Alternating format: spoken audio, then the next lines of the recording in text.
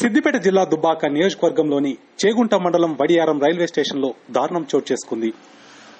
సుమారు 15 నెలల వయసు గల పిల్లవాడిని కాచిగూడ నుండి మెదక్ వెళ్లే రైల్వే బోగి నెంబర్ S9లో గుర్తు తెలియని వ్యక్తులు వదిలి వెళ్లారు. బాబు అరుపులు విన్న స్థానికులు గమనించి రైల్వే పోలీసులకు సమాచారం అందించారు. బాబును చేరదీసిన రైల్వే అధికారులు ఎవరైనా గుర్తిస్తే తమను సంప్రదించాలని సూచించారు.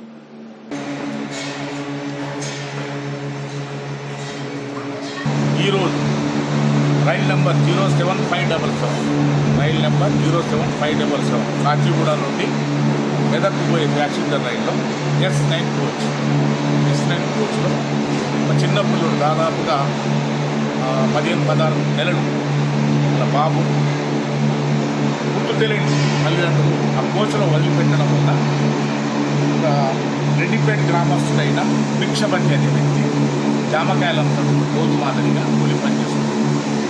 జామకాయలు బిజినెస్ చేసుకొని వస్తాం. పొలారంలో జామకాయలంతా తిరిగి మళ్ళీ వడియారం రైల్వే స్టేషన్లో దిగి ఆయన వెళ్ళేసుకుపోతాం. అతను వచ్చేసి మన స్టేషన్ మాస్టర్ గారికి ఇంటిమేషన్ ఇస్తాడు. వడియారం రైల్వే స్టేషన్ మాస్టర్ ఆ బాబు తీసుకొచ్చి తన సంరక్షణకు పెట్టుకోవడం జరిగింది.